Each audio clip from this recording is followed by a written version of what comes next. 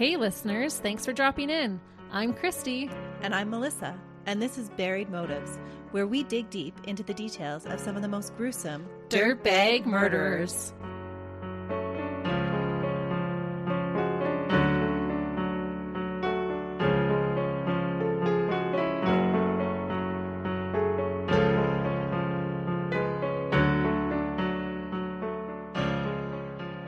Hey listeners. Welcome back to Buried Motives. We're so glad that you chose to join us again today, or if it's your first time, welcome. We're happy that you're here. Absolutely. Christy's got another Canadian case for us, right? I do. Can you believe it? So this is like your third Canadian case, right? It is my third Canadian case, two really close together, and I have another Canadian case in the works. Keeping it in Canada. That's right. Feeling patriotic.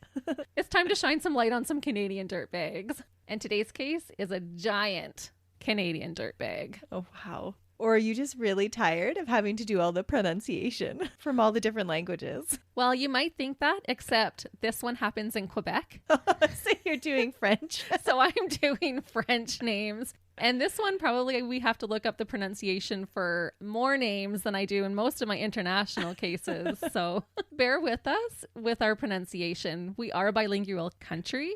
But the way I speak French and the way they actually speak French in Quebec are two different things. Yeah, they do teach us both languages in school, but if it's not your first language, then it's not the same. Exactly. So I apologize in advance. People are going to be like, you're Canadian girls, you should know how, but we don't all. So like Melissa said, we are going to Canada with a case that isn't as widely known around here as I thought that it would be. It is horrific, and I myself only learned about this case a year ago when my middle daughter told me about it.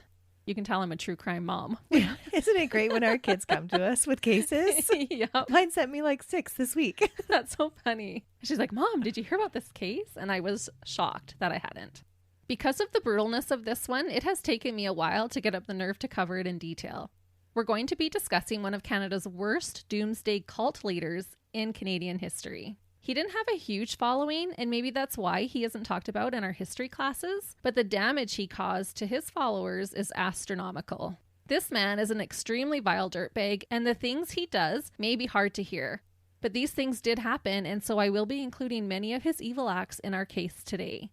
I've said it before, but buckle up, buttercups. It's gonna be a bumpy ride. Oh, This one's really bumpy. If I say it's bumpy, you know it's gonna be bumpy. yeah, this means I'll be having nightmares. You might. Great.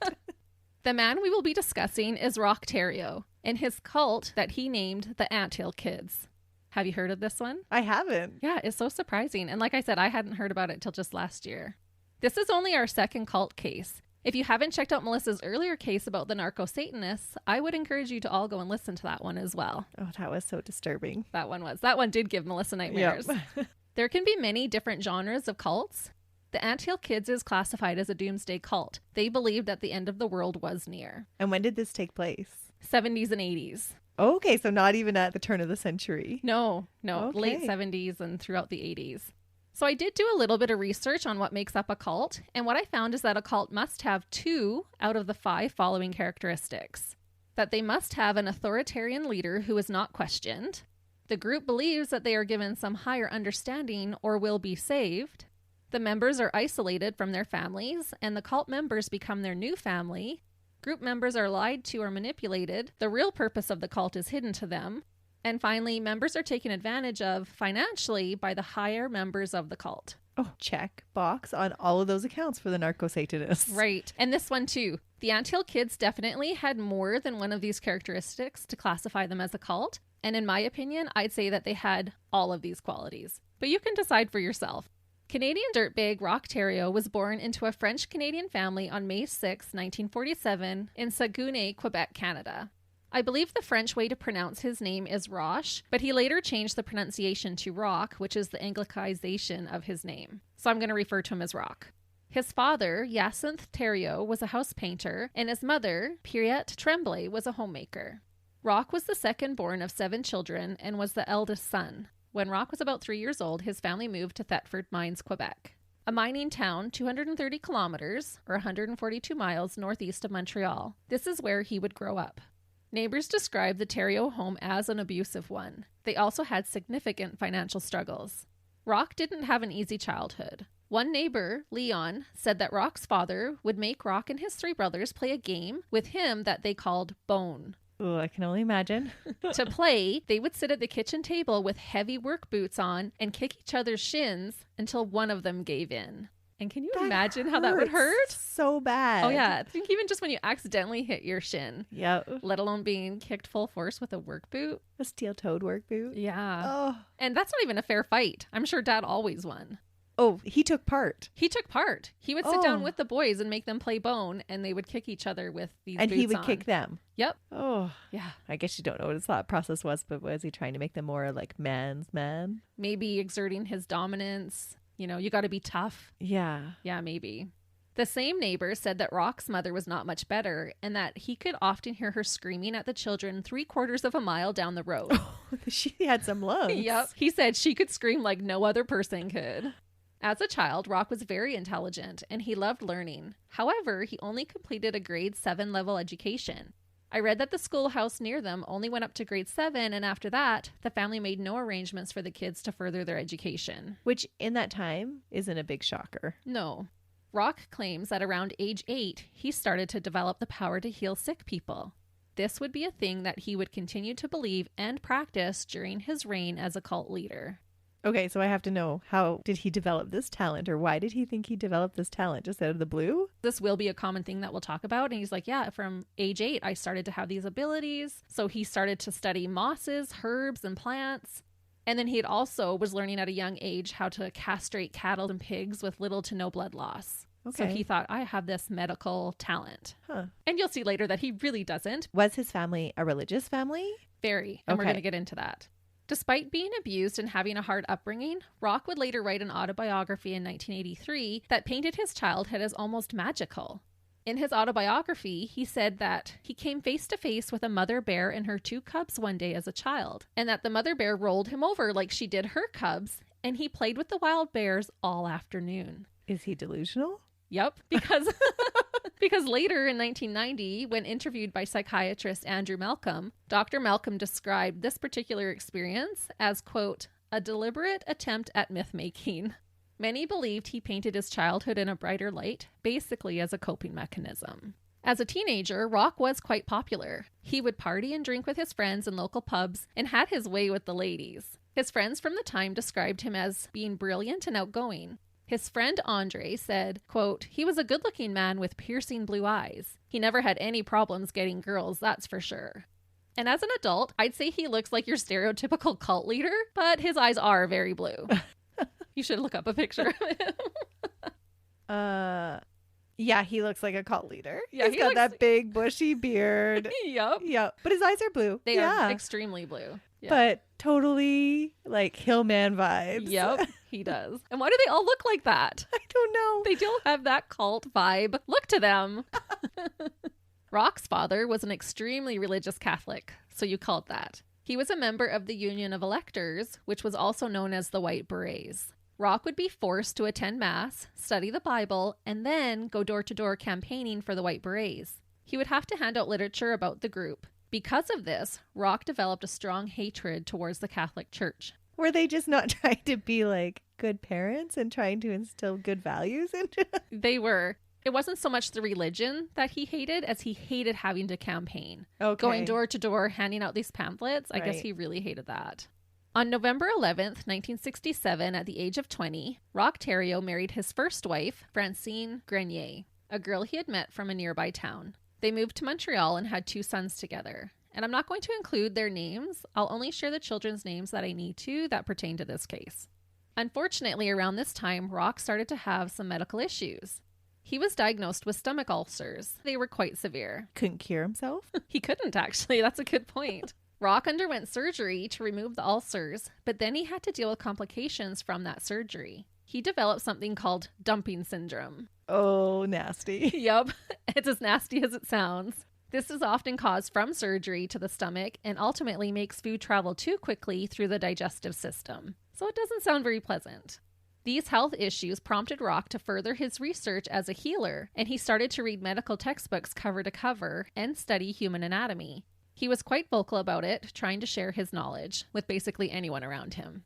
Dealing with his health issues caused Roch to become irritable, and he started to drink excessively. He moved his family back to Thetford Mines and started to make a living by woodworking. On the weekends, Roch would go to Quebec City to sell his sculptures. He used this opportunity to cheat on his wife with another woman. His dumping syndrome didn't get in the way of affairs? Right? Ooh, Ew. gross. That's a good point, because he's a very sexual man, as you will come to see. He learned how to time it right, I guess. Oh, I don't know. Gross. The visuals. But if any of our listeners have dumping syndrome, no offense is intended. Roch would end up losing his house due to financial difficulties, and at that point, his wife had enough and divorced him in 1976. I read he went and shacked up with the other woman for a little while. Roch became involved in various groups around his town and always strived for a leadership role within those groups. Eventually, Roch discovered the Seventh-day Adventist Church and became a very involved and committed member. I read on a couple of accounts that he even started to wear monk frocks that were hooded and went to his ankles. Like just all the time? Yeah, he would walk around town that way. He liked that the religion focused a lot on health. They advised no drinking or smoking and promoted healthy eating. And so Roch quit his partying ways. He even would go as far as to eventually run workshops on how to stop smoking for the church. Oh, wow. That's actually quite impressive. Because if he was a heavy drinker and then just quit, Yeah, good for him. it is good, but it's short-lived. Oh, okay. Spoiler alert. I speak too soon. That's right. I don't feel like we need to give this guy any Okay. compliments at all. Dirtbag through and through. Yep. Roch became obsessed with the Old Testament. He was fascinated with masculine authority as well as scripture about the end of the world. He viewed it as an apocalypse with violent consequences for sinners. Despite absolutely hating being forced to campaign for the Catholic Church as a child, Roch enthusiastically began selling Seventh-day Adventist literature door to door. Allegedly, Roch's enthusiasm for the religion grew to the point of annoying the other church members. Remember, he likes to be the leader of everything. Yeah. And people did say that he was trying to take it over and wanted to be the leader of the church. Doesn't work that way, Roch. But he's chosen. He believes he's chosen. So you know what happens in a cult. Yeah. After not being able to take over the church in 1977, Roch moved by himself, so he ditched that girl, about 56 kilometers to Ste. Marie, Quebec. Here, he opened a homeopathic clinic named Healthy Living Clinic. He also ran his stop smoking seminars and presented at religious clinics. Okay, so he's creating a life for himself. Yeah, so far, no problems. And people responded well to his clinic. Well, it sounds like he's charismatic. He's very charismatic. And it was a time that organic food and alternative medicine was on the rise. And so people were drawn to him, right? This is the late 70s. It's free love. It's organic. Yeah. Not like today. Well, we still have that today. No, I know. That's what I mean. During this time, Roch met and married a 26-year-old woman named Giselle LaFrance. Amongst the people being drawn in by Roch, there was a young couple who turned all their material possessions over to Roch and moved into his house with their baby daughter. But like, here, have our money. Did he Yep. ask for it? No, he convinced them to. Okay. Yeah, he convinced them, just give me all your possessions and your money and you can just come move in with me. And shockingly, before long, many people followed suit. Well, I have to admit, honestly, sometimes it sounds like a good idea to do multifamily houses. I know. Especially with the prices of things today. I know. It's true. You can see how that lifestyle would be beneficial for some, especially as a young couple. Oh, we'll just give you our things and you'll take care of us. Okay. Yeah, I think that's where the hard part for me would come in. For sure. But he was so charismatic. He is coming across as this spiritual kind of guru and healer. I'm and sure people this- are just drawn in. Yeah, I'm sure in the 70s they were just eating it up. Oh, yeah. And he's religious. He was checking all these boxes for people. As people flocked towards Roch, a few more gave him their material possessions and came to live with him. I read also that he later would use their welfare checks. That was helping How were to they support them collecting all. welfare checks? I don't know. But at any regard, this essentially was the start of the Anthill kids. There were a few younger women who still lived with their parents, but they would be at Roch and Giselle's house often and would stay overnight on the weekends. The women were attracted to Roch, but he began performing marriages between some of his followers that were obviously not legally standing. Yeah. Roch started to preach Adventist beliefs to his followers. And I just wanted to include a little disclaimer that the things that Roch does and begins to teach are not in line with what Seventh-day Adventists believe. He is an evil man who just happened to be part of their religion. Mm-hmm. As is the case for almost all cult leaders, right? Yeah, exactly. But sometimes when you start talking about religion, you don't want people to feel like, oh, Seventh-day Adventists, this is what they did. Yeah. Right? No. It's not the Seventh-day Adventists, it's Roch Theriault. Yeah. Roch focused his teachings on the end of the world. He told his followers to quit their jobs and drop out of college, since Christ would be coming and the world would be ending. And so they did. I think to actually follow through on that, you had to already be looking for an excuse to kind of be like, yeah, this is hard. I don't want to do this anymore. Right. But on the other hand, I do feel like they really believed him. They believed him that the end of the world was coming. And so what is the point? If you knew for a fact that in a few months the world was going to end, would you call in sick or would you go to work? I think I would still go to work. I would. What? I know. Are you a psychopath? No.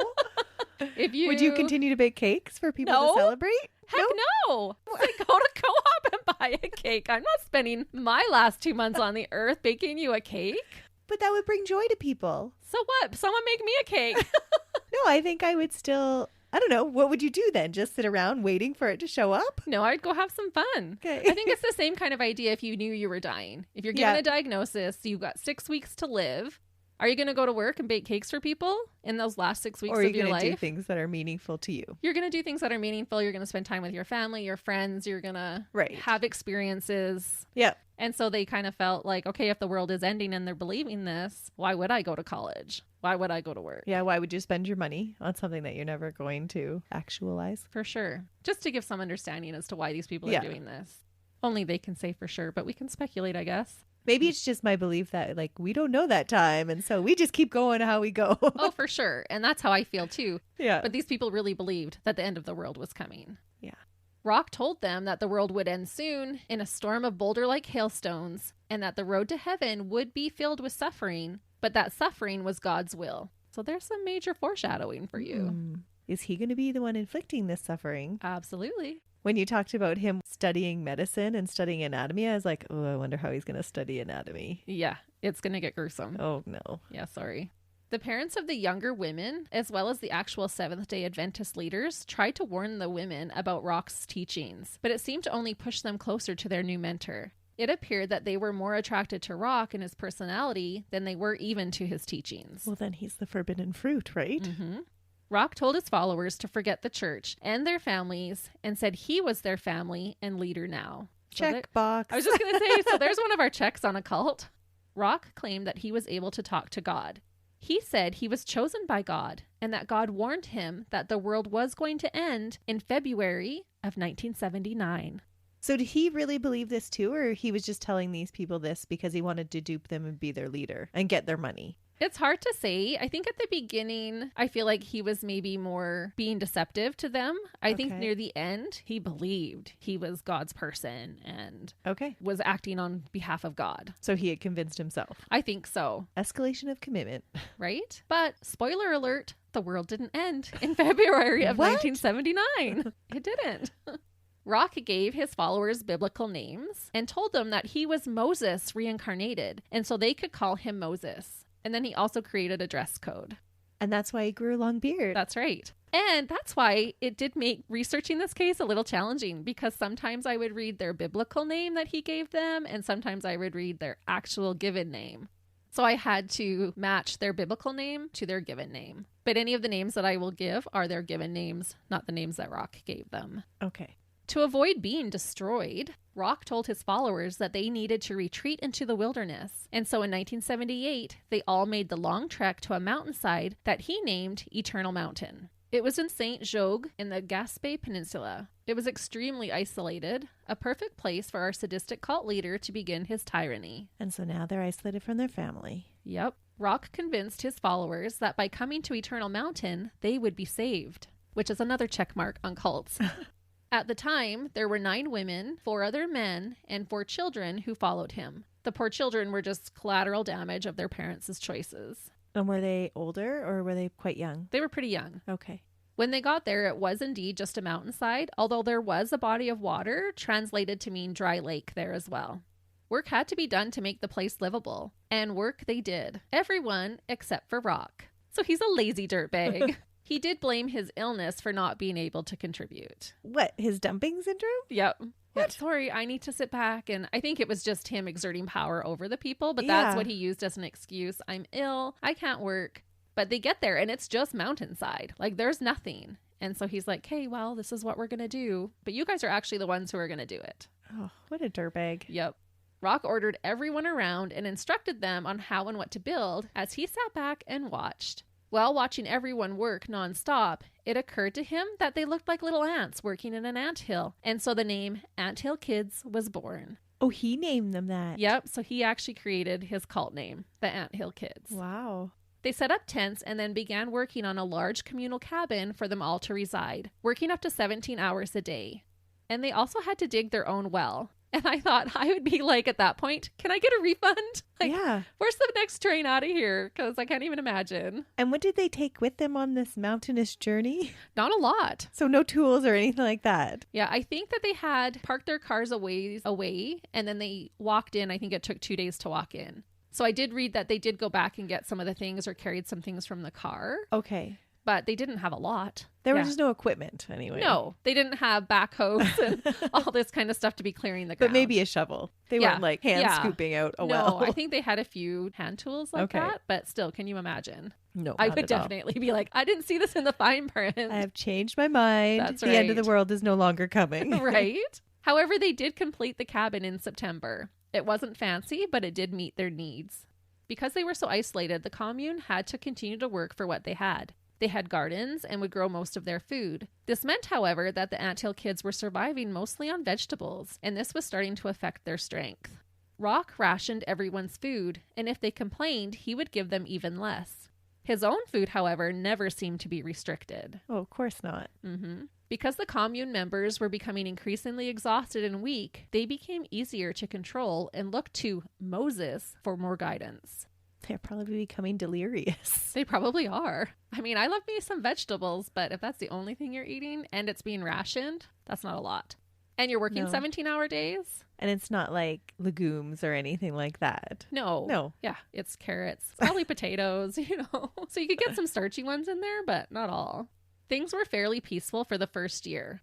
The members' conviction in Roch increased. He was a healer and their spiritual leader.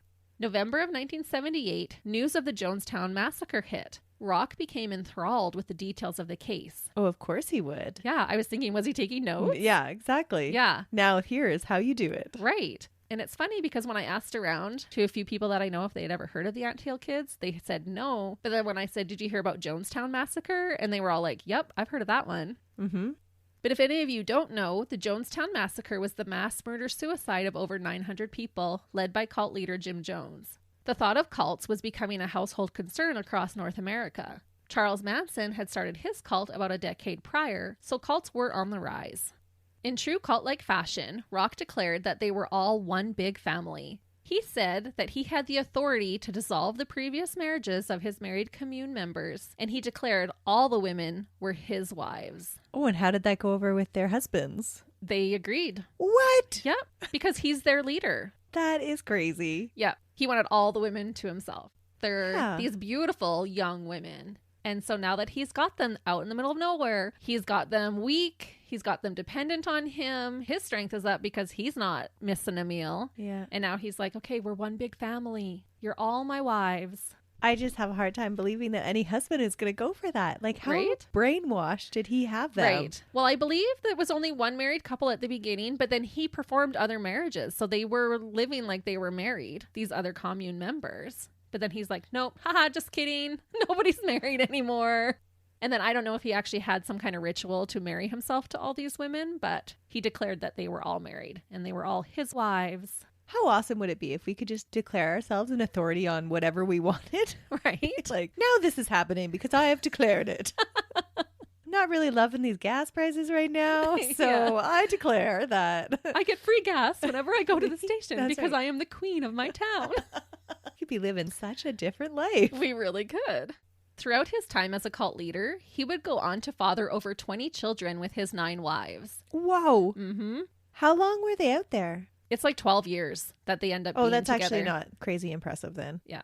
So he had his people calling him Pappy, and I did read that he had them calling Giselle Mammy. Giselle was his chosen one. Was his first wife. Yeah. They were married before they started Anthill Kids. Mm-hmm. Not that she really gets special treatment. So he's Pappy now, not Moses. No, he's still Moses, but he's their pappy. Okay. Yeah, because he's also the father of their commune, right? Yeah. So I think all the kids call him pappy. You know, it's just that's who he is. But yeah, he's Moses reincarnated. Okay. Yeah. So some of you might be wondering, well, Christy, what happened when February of 1979 came and went and the earth wasn't destroyed? Well, I'll tell you. Roch's followers did question why the earth was still standing after February came and went. But it was because they were so diligent, right? That's right. Yeah. Well, I could totally be a cult leader. You could. And Roch's smart, so he thought on his feet. He told his members that God's timetable is different than ours and that sometimes it's hard to decipher. He admitted that he miscalculated the day, but that only meant that it could be any day now. This kept them in doomsday survival mode, which was perfect for Roch. And I wonder if he gave them a date originally to ignite panic and help him talk them into joining him. Oh, maybe. So like you were asking at the beginning, I kind of feel like he probably gave them that date to put that pressure on, get them to hurry. We got to move. We got to build. It caused that change in the people. And then when it didn't happen, he's like, oh, it's still going to happen any day now. I just miscalculated. Could you imagine living in that kind of environment where every day could be the last day? Right? Yeah. And he would just hold that over them. Yeah. One of the male members came to Roch about his wife who was in a hospital receiving treatment for leukemia. Her treatments had been going well up to that point, but this man viewed Roch as a healer and trusted his advice. Roch reportedly fought with the doctors about the medication that this woman, Geraldine, was receiving. The pair of men took the woman out of the hospital and brought her to the commune. Is it disrespectful to be like, big eye roll here? Yeah. He was upset with the amount of modern medicine that they were giving her. Mm-hmm. And he's like, no, I can take better care of her. Let's bring her home. He decided to treat her leukemia with grape juice and organic foods. That'll do it, right, Nurse Melissa? Absolutely. Yeah. Especially when they're rationed. Unsurprisingly, 38-year-old Geraldine passed away. Roch said that after she died, he kissed her forehead and she came back to life. But then she died again shortly afterwards because God wanted her to return home. Oh. He's using these experiences to further manipulate his followers. Dirtbag. Yep. It didn't take long for Roch to abandon his holistic lifestyle and he returned to heavily drinking. Roch was a mean drunk and the abuse would begin to escalate dramatically. He was a true totalitarian. I read that his wife, Giselle, while pregnant, began to feel jealous of his relationships with the other women and felt rejected by her husband, and so she stood up to Roch. He responded by punching her in the mouth and locking her in her room for 2 days. When another one of the women, Maurice, was pregnant, she allegedly ate 2 extra pancakes than what she was allowed, and Roch punished her by punching her in the side, which resulted in 2 broken ribs. Ouch. When Maurice started to talk about leaving the commune, Roch made her husband cut off one of her toes as punishment. Oh, and so here you have somebody else doing his dirty work for him. Mm-hmm. Her husband obviously didn't want to do this, but Roch threatened to do it himself, and so her husband did sever one of her small toes with the axe that Roch handed him. Oh, dear. Having the commune members hurt each other would become a very common practice of Roch's. No one was safe from the wrath of this dirtbag, including the children. Roch kept the children separated, the ones that did not belong to him and the ones who were his biological children. No child was safe, but the ones who didn't belong to him had it worse. He said that he had to beat the devil out of them. What? Mm-hmm. As part of their punishments, Roch would nail the children to trees by their clothing and then order their mothers or the other children to throw rocks at them. If they refused, he would throw them himself, which would be way worse. So they had to do it. While inebriated, Roch would sputter out long, drawn-out sermons, and if anyone fell asleep, they would be woken with a blow from a small club. He'd just go down and, start smacking them? Yeah, he'd be drunk and just going on and slurring out this big sermon, and if you nodded off, he just comes and gives them a whack. I read it was like a 4-inch mallet. That he probably kept on his belt loop. Yeah, it reminded me of maybe like one of those fish bonker things, right? Yeah. Maybe like that. I also read that a common punishment in the wintertime was to make the members stand outside in the cold without any articles of clothing on. And I'm not sure if everyone listening knows just how cold Canadian winters can get, but sometimes your skin can start freezing within minutes or less than. True story. Yeah, we know people who have gotten frostbite before, and it is not fun and can be really dangerous. Mm-hmm. And painful. And it can scar and stuff too, can't it? Mm-hmm. Yeah. It is cold. The air literally hurts your face. Mm-hmm. It hurts to breathe. Your nostril hair freezes. Gets like icicles on it. It's crazy. You hope your eyes aren't watery because they'll freeze. Yeah. So standing outside in the nude in the middle of winter would be torturous. The parents of one of the women at the compound, Chantel, eventually were able to get a court order for Chantel to undergo psychiatric testing. When authorities showed up at Eternal Mountain, Roch Theriault refused to let them in. When the police returned, they arrested Roch for obstruction of justice, and he was then court ordered to undergo a psychological evaluation himself. Oh, I'm curious what they're going to find. I'll tell you right now. He was sent to a Quebec hospital, but it didn't take long for Roch to win over the hospital staff. Roch did some doctoring himself when he altered the story to make it sound like he had saved all these poor souls who were desolate and struggling with addictions. What? Yep.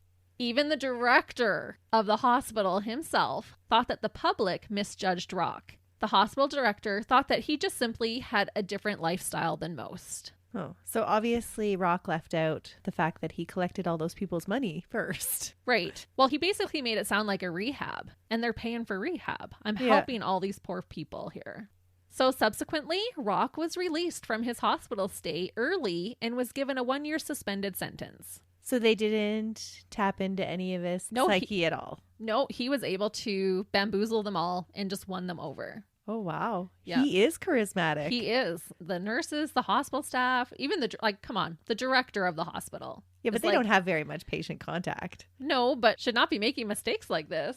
No. It's easier to trick that guy than it is the people that are taking care of you day in and day out. Right. Yeah. And he's a master manipulator, so he knows what to say and how to say it.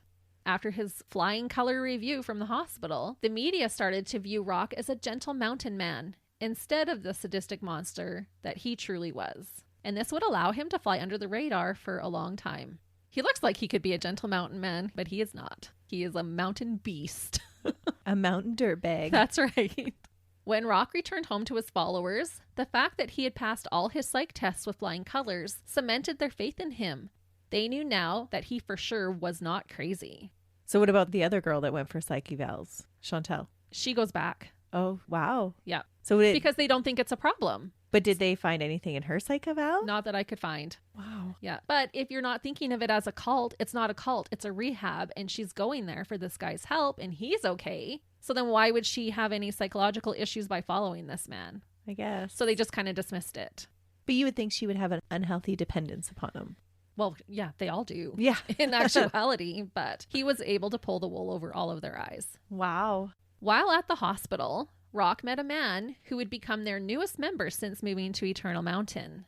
Guy Veer was being treated for depression, but it is suggested that his mental health concerns extended far beyond just depression. Guy joined the commune in November of 1980. Roch let him stay in a shed. He wasn't allowed in the main home yet.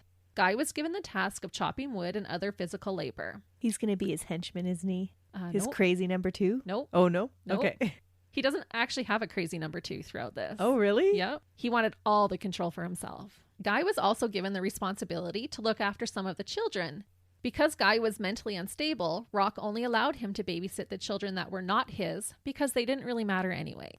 There are differing accounts of what happens next. The courts accepted Roch's testimony of what happened, so that is what I will tell. On March 23rd, 1980, Roch was throwing a party to celebrate having his 2 sons from his first marriage come and live with them. That night, a 2-year-old little boy named Samuel was super fussy and wouldn't stop crying. Guy was not invited to the party and was watching over the children, so Samuel is not Roch's biological child. Guy became agitated by the screaming. When Samuel wouldn't settle down, Guy lost his temper and beat the baby boy until he stopped crying. Oh, no. Samuel was alive, and the next day, Roch could see the boy's injuries.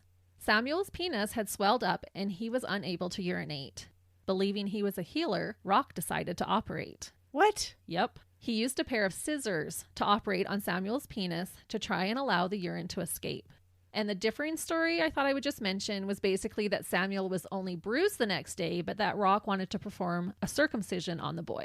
Regardless of what actually happened, after being beaten and operated on, Samuel was found dead the next morning. His cause of death is suspected to be actually alcohol poisoning due to Roch pouring rubbing alcohol into the boy's mouth as an anesthetic prior to the operation. To make him pass out. Mm-hmm.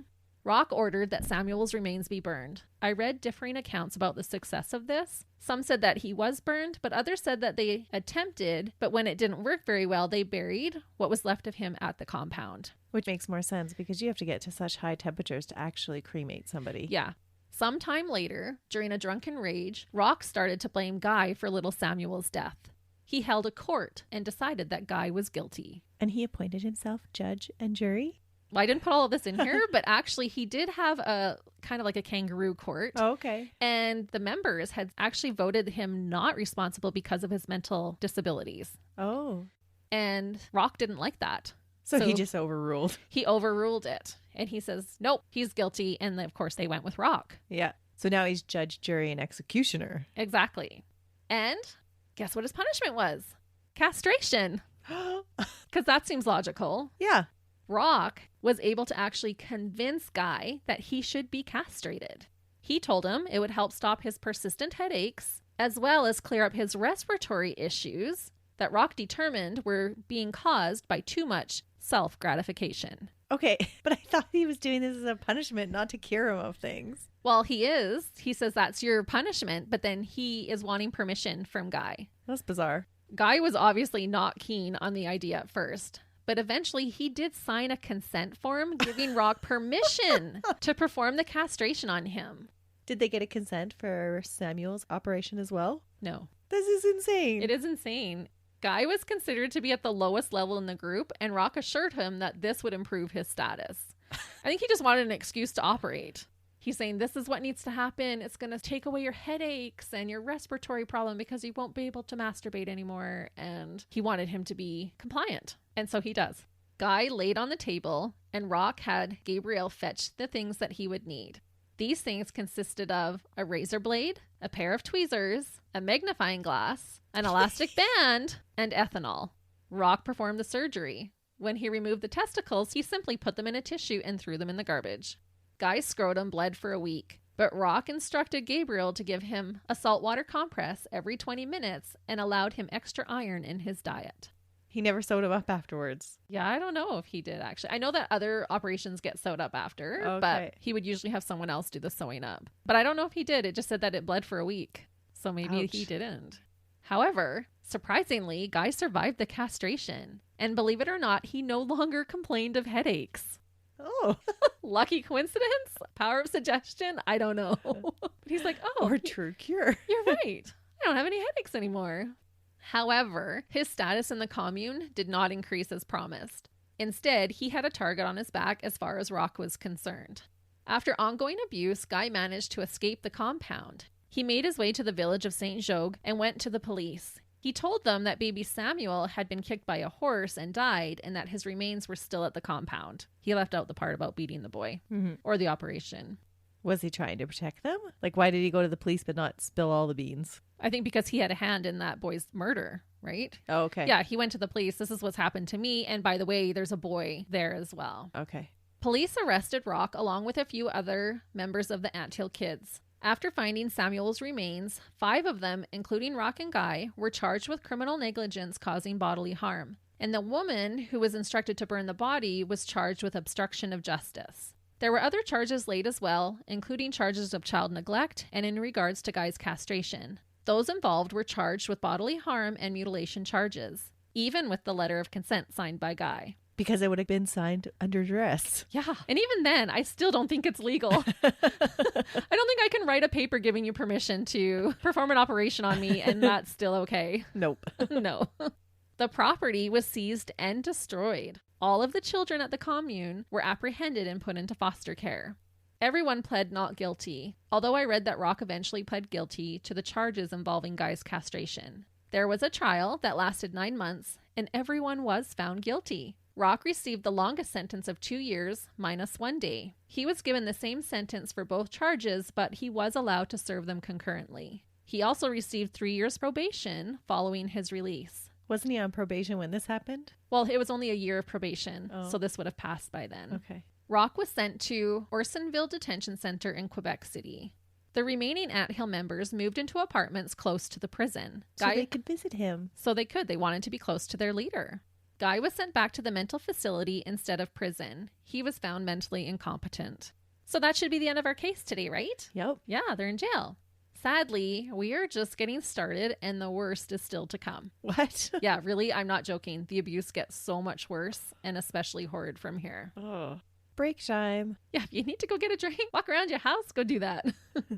Roch was the last one to be released from prison after serving only 18 months in February of 1984. His devoted followers were ready and waiting for his instructions regarding what to do next. Wanting to be further away from onlookers and to avoid the Quebec parole board that ordered him to no longer associate with other cult members, Roch moved his followers to Burnt River, Ontario, an area known to be part of the city of Kawartha Lakes.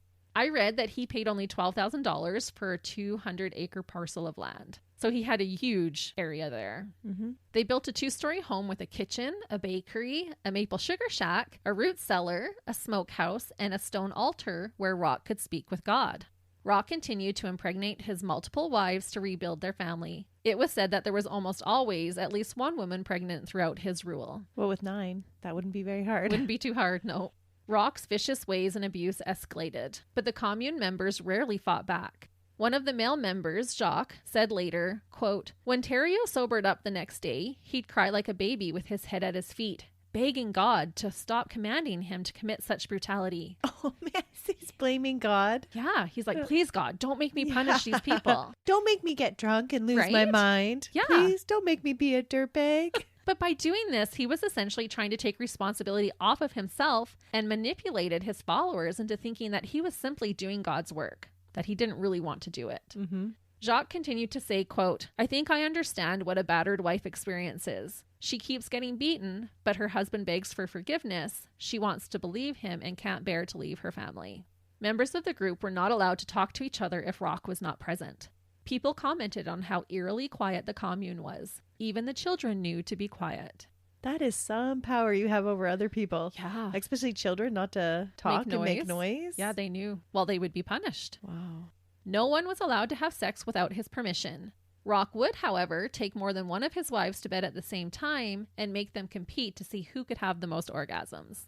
And really, how was he ensuring that nobody else was having sex? It I was don't just know. a rule, but It was I just guess a they rule. listened to him for everything else. Yeah, they did. The Anthill kids raised money by selling baked goods. If someone did not sell enough, they would be punished.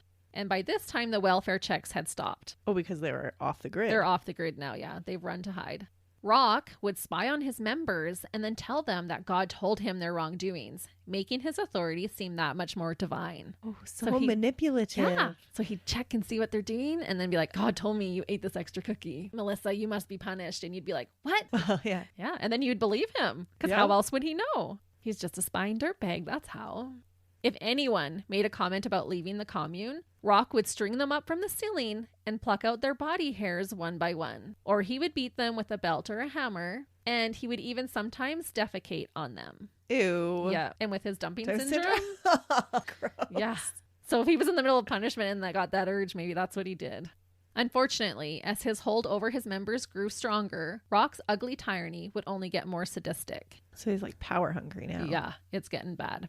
He began making members break their own legs with sledgehammers. What? Yeah, I don't even know how you would be able to do that. I don't know. I can't even imagine the pain. No. I took the head of a sledgehammer to the top of my foot one time, and that was painful. But it at least had gone up and over for a while before it landed on my foot. I cannot imagine. A direct blow. Yeah. Oh. Mm. And doing it yourself. Yeah, he'd I make don't- them do it themselves. I don't know how you would work up the nerve to even swing it hard enough to do Yeah. that. But everybody was afraid if they didn't do what he said, they knew Roch would do it himself and it would be 10 times worse.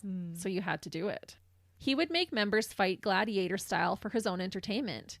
He would draw a large square in the dirt, make them strip down naked, and fight in 3-minute intervals, even men versus women, until one person was left as the winner. What? So if you won, you fought the next person. Yeah. And if they won, then they fought the next person. Hopefully they clued into just make it fast. Well, they had to fight for 3 minutes. It couldn't be like, oh, I beat you in 2 seconds. No, they had to fight for the whole 3-minute interval, is how I understood it. Roch would also make them shoot each other in the shoulder. He would make them sit on a hot stove. He would feed them dead mice and force them to eat feces. Oh. To prove their loyalty, he would make one member cut off another member's toe or parts of their fingers with wire cutters. The children were also physically and sexually abused by Roch. The sexual abuse is especially horrific, but I'm choosing to not include details since they're children. We're going to skip that part, but just to note that it did happen. The abuse was so bad that one of Roch's wives, Gabrielle Lavallee, set her 5-month-old baby outside in the frigid Canadian temperatures. What? On January 26, 1985, she wrapped her son in a blanket and set him outside in a wheelbarrow. The temperature was minus 10 degrees Celsius or 14 degrees Fahrenheit. Why did she do that? Well, there are different theories. Whether if it to her was better to let her baby freeze to death than to allow him to grow up in such a gruesome circumstance, or if Roch made her do it. I'm going to go with the second because any mother is not going to let her child suffer. I actually think it's the first. Oh, really? Yeah, and I'll go on to explain why. But first of all, when Gabriel returned to her son, he was blue and had quit breathing. He was taken to the hospital but was pronounced dead on arrival. The coroner went to the commune to interview Gabriel and Roch, the child's parents, and then performed an autopsy. The results have been kept confidential, but the child's death was essentially classified as crib death, or SIDS, which is sudden infant death syndrome. Even though he would have had signs of exposure? Yeah, it's a little fishy, this one. Maclean's magazine interviewed the coroner in 1993 about his findings, and he stood by it still. In that time, SIDS was not as specific as it is today in what is classified as crib death. Some of the nurses claimed the boy's eyelids were frozen shut, and he had clearly frozen to death. Others think maybe the boy was set in the cold to cover up his real cause of death. There is still much controversy over this boy's death today and what really happened. Gabriel later told police that Roch hated their son because he said the child bore the mark of the devil. Because of this, Roch would strike him often. Apparently, one of his eyelids was deformed, and he thought that was the mark of the devil. Like a lazy eye deformed, or like the eyelid? I don't know if the eyelid drooped or was just formed abnormally. She indicated that she wanted to relieve her son's suffering. However, unfortunately at the time, because the death was not deemed suspicious, the police did not continue to investigate, and the commune was able to go back about their ways. Oh, no. There's been 3 times where people could intervene. Yeah. Oh. And they did the one time. They destroyed the commune and put them in jail. Yeah. Right? But now they're back together. Now they are in the limelight again. Wouldn't it bring forward that this is against his parole? Well, in that time, you didn't just punch their name in a computer system. I don't think they knew about the parole happening in Quebec. This is happening in Ontario now. Because of what Gabriel says, that's what makes me lean more towards she did it to save her son. Because he's only a 5-month-old little boy, and Roch is beating him and thinking he's marked by the devil. That's so awful. She knew his whole life was going to be tormented.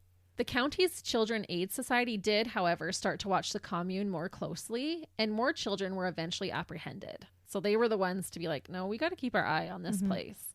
December 1985, 14 more children were saved. Reportedly, the mothers of these children had the option to go with their children, but they chose to stay at the compound. I also read that as the women continued to have children, CAS continued to apprehend them.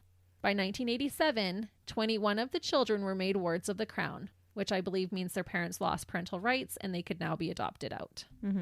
With the children gone, Maclean's reported that the cult turned into a, quote, demonic orgy of sexual perversion and violence. So now there's no children left There's no children left on the compound. Okay. Yeah. And I even read in a couple of accounts that Roch would sometimes pimp out his wives in exchange for goods by the people who lived in Burnt River. About the abuse, Roch expressed that he was simply a holy man and his punishments were only to purify the members of their sinful ways. With more sin. Right. And I think, like how we talked about this before, at this point now, he's believing this. Yeah. You know, I have to purify them. Roch continued to perform his healings and would often perform barbaric surgeries on his Anthill kids.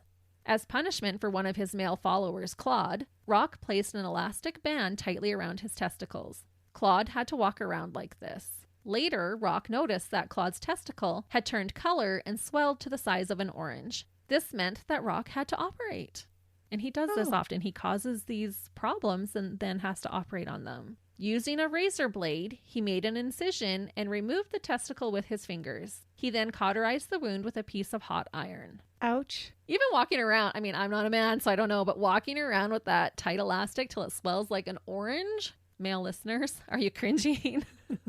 One night in February of 1987, Roch threw a hunting knife at his wife Giselle and hit her in the thigh. The knife caused a gash 3 inches deep. As you can imagine, the cut started to bleed profusely. Roch's reaction to her injury was to go drink a beer and take a nap.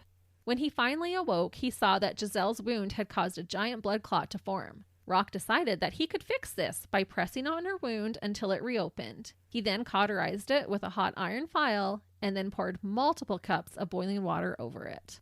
Giselle's leg got infected, and so Dr. Roch filled the cut with salt, olive oil, and spruce gum as treatment. Oh, And her leg did eventually heal. But can you imagine having that filled with salt? that's crazy. Yeah. Roch would torture commune members in so many other ways. He would torch their skin until it bubbled. He even did this to one of the women on the same day that she had given birth. He beat another pregnant woman until she miscarried and then later shot her in the shoulder. He broke bones and sometimes pulled their teeth out with pliers. Gabriel had 8 teeth pulled after having a toothache. So she had 1 toothache and he pulled out 8 teeth. And Claude had a similar amount of teeth pulled without any previous toothache at all. How do these people let them do it to them? I don't know. He's just a tyrant. I mean, this next part especially. Here's one to make us women cringe. He pressed Giselle's and Gabriel's nipples with vice grips until they bled. He would also crush other body parts of the members with vice grips, like their hands or whatever. Ouch. One time, he suspended Claude from the ceiling and had some of the women pluck out all of his pubic hairs one by one. This is just torture. We're not laughing because it's funny. It's just because it's so terrible. It's so unbelievable. It is. And we're not even getting to all of the really bad stuff yet. And how did he get away with this? And how did the news not pick this up? How did Canada not know about this? Well, because dirtbag? nobody's telling. They're staying there. They're not leaving. But afterwards, all this Oh. comes out after. Oh, okay. How did we not know? He stabbed Gabriel in the back with a hypodermic needle and then twisted it until the tip broke off inside her. And Gabriel, for some reason, seemed to be at the receiving end of Roch's torture all too often. She seemed to go through a lot of it. At one point in time, Gabriel's uterus prolapsed and was protruding 3 inches outside of her vagina. And guess who thought he could fix this by attempting to punch her uterus back up inside of her and seal the opening with a wooden cone? Yeah. That is disturbing. When this didn't work, he tied what was hanging out with a string and tried to yank the organ from the body. Oh my goodness. I can't even imagine that pain that this woman went through. Those are She's your the same- internal organs. Yeah, she's the same one with the needle in her back, got 8 teeth pulled out. She's been really abused by Roch. And it's not even done for her. Obviously, him trying to yank her uterus out did not work. And it would be a whole year later until Gabriel would finally receive medical treatment for this by having a partial hysterectomy at Ross Memorial Hospital in Lindsay, Ontario. I'm amazed that she didn't die of infection in between. Right? And I did read that Roch would sometimes travel around. He'd go to Utah or different places. And it was during one of his times that he left the commune that she went to the hospital and got that partial hysterectomy. So how are y'all doing? I know this is a lot. But we have 2 significant events to still cover, and they both are doozies. But then I'm done with the abuse. September 28th, 1988, there would be another death at the compound. Roch's wife, Solange, started to not feel well. She had a stomach ache. And honestly, how often do we get stomach aches? We can get those all the time.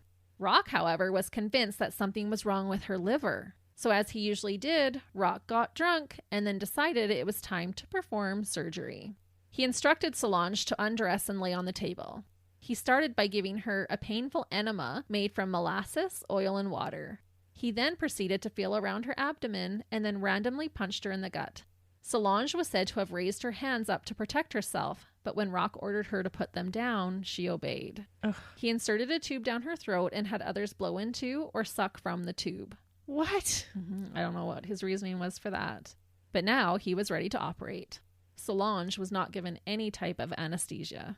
Roch made a 5-inch incision in her abdomen with a knife and took out a chunk of tissue. It is believed to have been a part of her intestine. What happened to his anatomy training? I thought I he don't was know. reading some medical books at least. Yeah, he said it was her liver, but then took out part of her intestine. He then declared that she would be all right and ordered someone else to sew her back up. Solange sadly died soon afterwards from her injuries and was buried nearby. This death hit Roch hard, and he allegedly tried to kill himself over it. He tried to get Jacques to shoot him, he tried to overdose on extra-strength Tylenol, and he even tried to drown himself. When none of these attempts worked, he declared that God didn't want him to die. Roch became convinced that Solange was inside of him. He dreamed that she took shape in his semen. What? Yeah. Roch convinced Alex Joseph, who was another leader of a religious group, to perform a post-mortem marriage by proxy between himself and Solange. He wanted a real marriage done. Oh, because he didn't have the authority to do that? Right. Oh. Days later, Roch ordered Claude to exhume his now new official wife. He had Gabriel... He has lost it now. Oh, it gets worse. Sorry. He had Gabriel open her up so that he could pour vinegar inside her body to try and keep the bugs and worms away. And then he had her reburied. A few days after that, Roch had Solange dug up a second time. Her body was now showing signs of decomp. He had her uterus removed, and then he made Jacques remove a piece of her skull. Roch ejaculated into the hole onto her brain, believing that his semen would bring her back to life. Oh my goodness. I know. When I read all this the first time, it so stuck with me. And that's why it's taken me a while to finally now, a year later, cover this case. When this obviously didn't work, he removed one of her ribs to fashion into a necklace that he did in fact wear. After he had her rib, he ordered that her body be cremated. He continued to masturbate into the ashes, believing she would come back to life through what he called a reverse birth. What's a reverse birth? Well, because he believes that she's inside of him. Okay. So she's going to come to life through his semen rather than someone being born from a woman's body. So it's kind of reversed. Okay. Yeah. And that's what he called it, a reverse birth. Not that he would then impregnate somebody with that semen and then that would be Solange. Right. No. Okay. He thought that by doing this, by putting his semen onto her brain and then into her ashes, that she would come back to life. Magically, there was going to be a new person there. Yeah, a miracle was going to happen. Head shake. I know. I'm sorry, listeners. This one is a bad one, but I feel like all cult ones are bad ones. And that's why this is only our second time covering a cult case. The last event I will share with you would prove to be the final acts of torture and mutilation at the hands of Roch Theriault. And it's bad. He gets caught after this one, right? He does. Okay, this is good. the last event. Yeah. Where does he get these ideas to ejaculate over somebody's dead brain? I don't know. He's just delusional. And it's always when he's in a drunken mood. Mm-hmm. Roch was in an especially drunken and vile mood on July 26, 1989. Most of the women had snuck away and hid in the nearby bushes, which apparently was a thing that they did regularly when he was on a rampage. They'd go hide. Yeah, you would want to be far, far away from him. Oh, yeah. Unfortunately, Gabriel did not make it to the bushes and would be the target of Roch's next sadistic acts. She's the one that I mentioned was at the brunt of his acts a lot. When Roch saw Gabriel, he remembered that she had a stiff pinky finger. She only had one full pinky finger left already. He called her to him and told her to place her hand down on the table. Gabriel obeyed. Roch pulled out a knife and slammed it down into the center of her hand, essentially pinning her hand to the table. And she wasn't even complaining. He just remembered oh, wait, you said you had a stiff pinky. Come here. Yeah. I'm going to fix it. Blood began to pour from the wound. What did Roch do next? He left her there, pinned to the kitchen table, while he went to get another beer. Gabriel stayed there, stuck to the table until Roch returned. And I don't know how she did it. She said she had to force herself to stay conscious because she's just standing there. She's not even sitting. She's standing there. And even just looking at that, how you wouldn't pass out. She said, quote, "I stood there for an hour. I didn't want to lose consciousness because if I did, I knew he would kill me." Gabriel's arm started to turn blue, and we all know by now what that means. Roch had to operate. When he saw the arm, he said to Gabriel, quote, "It's not looking so good, is it?" He then went and fetched a carpet knife and started to whittle away at her arm between her elbow and her shoulder until he exposed bone. While she's standing there. While she's standing there. So her hand is still pinned to the table, and he's now kind of halfway up her arm under her shoulder and between her elbow, whittling away. Hopefully she's passed out. She's not. Ugh. Feeling tired from his work, he had his wife, Chantal, this is the one who underwent the psychiatric testing, clear the rest of the flesh away from a narrow strip of her bone all the way around her arm. So all the flesh now is completely removed around her arm on one area of the bone. He then took the knife out of her hand to release her from the table and led her to a tree stump that was in the kitchen. He grabbed a meat cleaver and severed Gabriel's arm from her body. Gabriel said, quote, "He was drunk, of course. My arm turned blue and dark. He decided to amputate it. He decided to use a cleaver, but on the first try, he didn't do the job because the blade was so dull it didn't chop it. The second time, the job was done."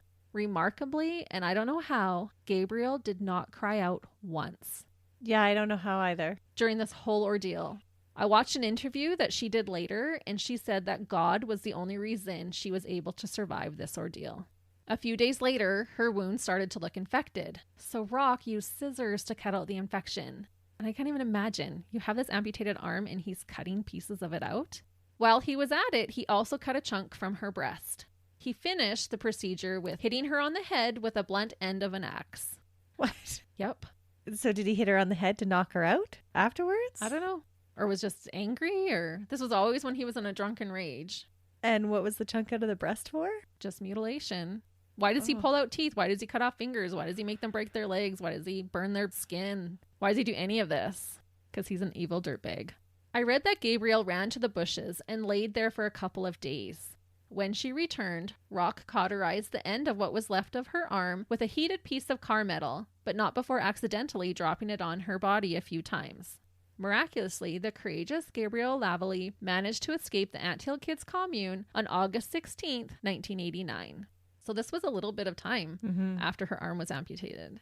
She made her way to the hospital by hitchhiking, and the police were called. 3 days later, on August 19th, police showed up to the compound with an arrest warrant for Roch Theriault.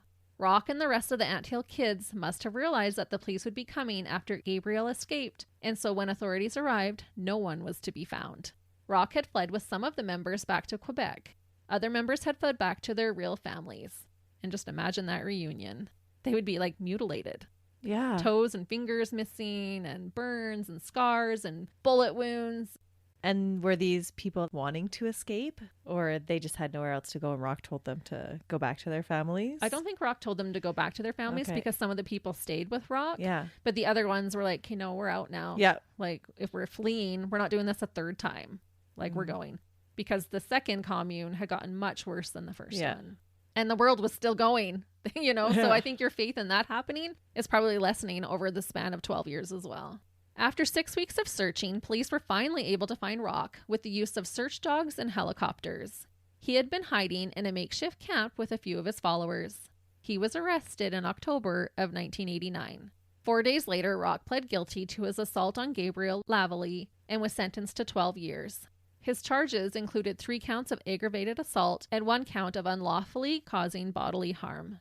It doesn't seem like enough. It doesn't seem like enough. But she did live, right? So there's no murder charge for her. While in prison, he was tried for the death of Solange Boillard. I read that Giselle was the one to tell police what had happened to Solange. And she was his official second wife. That's who Giselle is. On January 18th, 1993, Roch was given a life sentence with no chance of parole until the year 2000 for second-degree murder. Thankfully, Roch was denied parole in 2002 as he was deemed too high of a risk to reoffend. Interestingly, he chose to never apply for parole again. Some say he feared for his safety outside of the prison.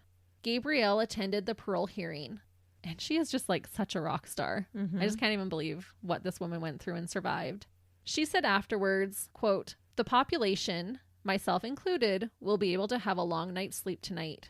She also said, quote, "Sitting behind him," meaning at the hearing, "brought back all the memories of the time when I weighed 80 pounds and had to help the authorities capture him. I felt a lot of emotion." Has she gone on to do something like with her life? Like, did she actually get a family and have children? Like, what about all of her children that were taken away? Some of the women tried to get the children back, but are unable. Yeah, no kidding. Yeah, none of the children are returned. No. That same year, Roch was transferred to Dorchester Penitentiary in Dorchester, New Brunswick, a medium security prison. Prison staff reported that Roch continued to be very charismatic. During a court appearance, Roch stated that he was remorseful for, quote, "traumatizing, mutilating, and inflicting suffering on the members of my entourage, forcing them to live in the slavery of that hell, and for the events that led to the premature death of Solange Boillard." He also said that his arrest and jail time had helped him, quote, "to grow as a person and realize the error of his ways." His entourage, I doubt he has accepted the error of his ways. Yeah. Weren't they supposed to be like his family? Yeah. But now they're his entourage? Yep. Dirtbag. Yeah. No, we don't accept your apology, Roch. Return to sender. Yeah. What a disrespectful way to term the people that followed him so religiously. Yeah. Isn't that usually your servants? Your entourage? Yeah. It's like you're following, isn't it? Yeah. So like his worshippers, basically. Yeah. Yeah. I don't know. Still a dirtbag thing to say. Yeah. And to turn that and make it about him, it made me grow as a person. It made me realize the error of my ways. I'm usually very much pro rehabilitation and that type of thing, but not this dirtbag. During his incarceration, most of the commune members abandoned Roch and his culture, but not everyone. What? Shockingly, 3 of the women stayed by Roch's side. Oh. They moved close to the prison, and I read that they opened a bakery together. The women were allotted conjugal visits with Roch. No. Yep. As a result of these visits, Roch was able to father 4 more children. But by my understanding, each of those children were immediately apprehended as well. Yeah, because there's some serious psychological issues for those women. Yeah. This brought the official number of his children up to 26, 20 of whom have been adopted. Wow. One of the women who chose to stay with Roch is Francine Laflamme. She explained that she is still in love with Roch and is awaiting his release. She believes that his acts of craziness were due to his excessive drinking and abusive childhood. She said, quote, "People tried to make Roch sound like a monster, like a butcher. But he is not that. Most of the time he was not drinking and performing his operations. He was a marvelous man who was full of passion, intelligence, and originality. He loved to laugh and dance." Get a brain. Does that mean? No, but it just shows like her belief. Like she stayed with him, continued to have children with him. That sounds like an abuse woman. Yeah. I shouldn't say get a brain. No, don't say that. No. We're not victim blaming with any of them. But this just shows obviously how much a victim. she is obviously a victim. And deluded. Mm-hmm. And it just shows how much control. Mm-hmm. And I wonder if even at this point, if you go away from it, then would you feel like it was all for nothing? Escalation of commitment. Yeah, exactly. Yeah. If I stay with him and continue making myself believe this, or maybe I think she actually really did, Mm-hmm. maybe it's easier to handle. It's true. Roch caused more controversy in 2009 when he tried to sell some of his artwork through a website called murderauction.com. There's a website for that? Yep. What? Shame on you, murderauction.com. They were willing to sell his drawings and poetry. However, the Correctional Service of Canada prohibited his work from leaving Dorchester Penitentiary. So good for you, Canada. Yeah. They wouldn't allow it. But he would only be profiting because he was this terrible cult leader. Yeah, people And are murder. only buying it from there because there are murderers. Right. So essentially making him profit from his Yeah. crimes, which we've talked about lots, and we don't believe that should happen. There was a movie made in 2002 about Roch Theriault and his rule as a cult leader called Savage Messiah. I didn't watch it, but it did win multiple Canadian Screen Awards. Gabrielle Lavallée wrote a book in French about her experience. It is titled L'Alliance de la Brebis, which translated means Alliance of the Sheep. It's a good title. It is a really good title. That's what I thought too. Mm-hmm. She has said, quote, "He is a Hitler, a psychopath. He cannot be cured." Yeah. And I kind of agree with her description rather than the other lady's description of Roch Theriault. Seems a little bit more accurate from what you've told us. Yeah. I'm in love with this Gabrielle. Like, she is such an amazing person. Roch's father, when a Maclean's reporter visited their home, the same home where Roch was raised, expressed that he did not have contact with their son and did not wish to reestablish ties. Before retreating into the house and slamming the door, he said, quote, "I don't want to talk about him or hear his name. I raised 7 children and only one of them turned out like that." That would be so hard as a parent. Even if your child accidentally killed someone would be hard, let alone just reigning of terror for 12 years on multiple people. Mm-hmm. On February 26, 2011, at the age of 63, Roch was found dead near his cell at Dorchester Penitentiary. He was murdered by fellow cellmate Matthew Gerard MacDonald. Matthew, a convicted murderer, was 60 years old when he took Roch's life. He pled guilty to second-degree murder, but wasn't given any more jail time because he was already serving a life sentence. So what brought on the murder? Well, I'll tell you. Okay. The entire murder was caught on the prison surveillance video. Matthew had expressed his dislike towards Roch after learning about his abuse towards women. Matthew decided to approach Roch and stabbed him in the throat with a shiv. He then walked to the guard station, handed them the weapon, and said, quote, "That piece of crap is down on the range. Here's the knife. I've sliced him up." Wow. And that is the heartbreaking and horrifying story of a truly sadistic and evil man who was one of Canada's most vile cult leaders to ever walk the face of this earth, extra large and disgusting dirtbag, Roch Theriault. How did we not know that story? Right? Wow. Yeah, anybody I have asked, and I'm asking Canadians, Yeah. don't know this story. And I know it's hard to listen to. It was a bad one. I'm sorry. But these things happened, and these people really suffered this way. That is incredible. Yeah. What a crazy case, Christy.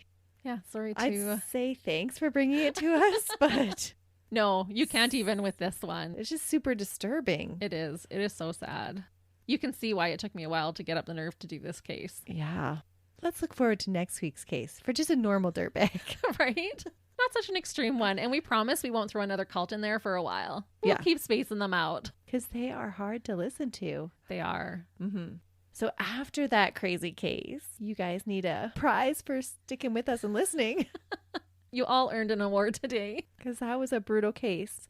So go to our Facebook or Instagram page and check out our giveaway that's happening right now. We'd love you to enter and have the chance to win our giveaway. Until next week.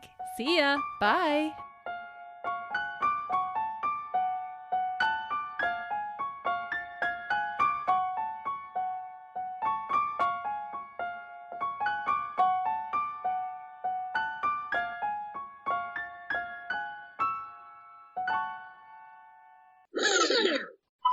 Yeah, we're actually going to do an I'm episode. recording. Sorry, I got something in my eye. Anglicization. How do you say that word? Anglicization. Did I say that word right? That one's not even a French word. Yeah. Oh, I actually have to turn on my volume. Hold on.